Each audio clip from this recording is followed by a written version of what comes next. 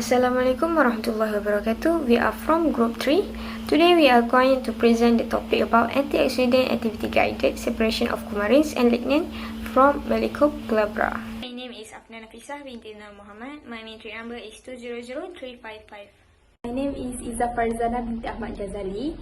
My matric number is 200473. My name is Aida Zafirah binti Cik Zakaria. My matrix number is 200385. The first one is Melicope glabra taxonomy. Taxonomy is the science of naming, describing, and classifying organisms. There are 7 levels of classification for Melicope glabra. Melicope glabra is a part of kingdom Planae under the phylum Tracheophyta in class Lignan in order Serpinderos. Melicope glabra is the member of Rutaceae in genus Melicope, and this is Melicope glabra gloom TG healthy. There are many traditional usage of Melicope glabra, including the flowers, roots, timber, and leaves.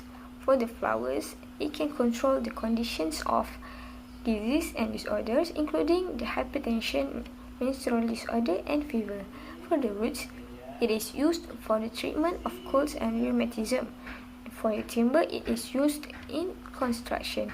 And lastly is the leaves. It is consumed as salad and condiment for food flavoring, as well as traditionally used to revitalize the body. So I will explain a little bit about the secondary metabolites present in Melicope glabra species. There are 3 main class of secondary metabolites present in Melicope glabra, which is coumarin, lignan, and also polyphenol. So for coumarin derivative or compounds that exist in this plant, it consists of umbelliferan, scopoletin, and also glabranin. So umbelliferan, also known as 7-hydroxycoumarin, which is substituted by hydroxyl group at position 7, and it consists of 9 carbon. For scopoletin, it is a hydroxycoumarin due to the presence of hydroxyl group at position 7 and the presence of methoxy group at position 6. And scopoletin consists of 10 carbons and has a role on the plant growth regulator, aside from being an antioxidant in the Melicope glabra species. So for glabranin, it is a new pyranocoumarin derivative found in Melicope glabra species, and it is also known as 5-methyl-6-hydroxyl methylpyrano-7,8 coumarin. The coumarin derivatives or compounds consist of fused benzene rings and alpha pyrone rings, which shows a very good antioxidant activity in the Melicope glabra species.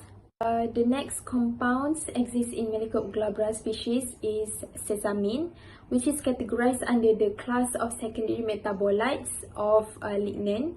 So basically, sesamin compounds consist of 20 carbon, and it is a member of benzodioxols and photofuran, which is substituted by 1,3-benzodioxole groups at position 1 and 4. Last but not least, the presence of phenolic acids, which is categorized under the secondary metabolites of polyphenol, is highly contained in Melicope glabra species due to the presence of free hydroxyl groups. So basically, phenolic acid is an aromatic acid consisting of phenolic ring and a carboxyl group. Next, I will explain about the biosynthesis of the 3 components in the Melicope glabra, which are the scopoletin, umbelliferan, and also the phenolic. These 3 components are the secondary metabolites in the shikimic pathway. It was found that the erythrose 4-phosphate start the biosynthetic pathway leading to shikimic acid. The biosynthesis pathway begins with the D-erythrose phosphate and phosphoenolpyruvate PEP combining via an aldol condensation. Both D compounds were initially derived from D-glucose. The aldol condensation is aided by an enzyme which adds on to the phosphoenolpyruvate molecule to form 3-deoxy-D-arabinoheptulosonate 7-phosphate DAHP. This ring closure will give the 3-dehydroquinic acid. Then, removal of one molecule of water, H2O, from 3-dehydroquinic acid yields 3-dehydroshikimic acid, then this acid is reduced to shikimic acid. Phosphorylation of the shikimic anion with adenose triphosphate ATP give shikimic 3-phosphate, which then react with another molecule of phosphoenol pyruvate PEP to yield 5-enol pyruvyl shikimic 3-phosphate. Then it will convert to chorismate by elimination 1,4 with respect to hydrogen and phosphate. In plants, biosynthesis of phenylalanine occur via two alternative pathways, both requiring conversion of chorismate, the final product of the shikimic pathway. Thus, the shikimic pathway provides carbon skeletons for the aromatic amino acid like L-tryptophan, L-phenylalanine, and L-triosine. Okay, we now have the starting material for the biosynthesis of those three compounds, which is the L-phenylalanine. The removal of the amino group NH2 in phenylalanine will give the trans-cinnamic acid. The phenylalanine is lasted into the cinnamic acid, followed by hydroxylation by cinnamic 4-hydroxylase to yield the para-coumaric acid. The para-coumaric acid is again hydroxylated by the cinnamate or coramate 2-hydroxylase to yield 2,4-dihydroxycinnamic acid, or we call as a ambelic acid.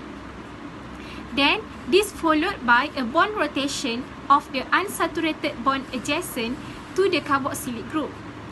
Finally, an intramolecular attack from the hydroxy group of carbon 2 to the carboxylic acid group closes the ring and forms the lactone ambelliferon. The last part is medicinal usage of secondary metabolites. There are three secondary metabolites, which are phenolic acid, lignan, and coumarins. For the phenolic acid, it is readily absorbed through intestinal tract walls. It is potential antioxidants and abate the damage of cells resulted from free radical oxidation reactions. It can promote the anti-inflammation capacity of human beings. The next one is lignan. It is a steroid-like chemical structure. It can lower risk of heart disease, menopausal symptoms, osteoporosis, and breast cancer. Coumarin can prevent recurrent blood clot formation from atrial fibrillation, thrombotic stroke, and transient ischemic attacks. So that's all from Group 3. Thank you very much. Bye-bye.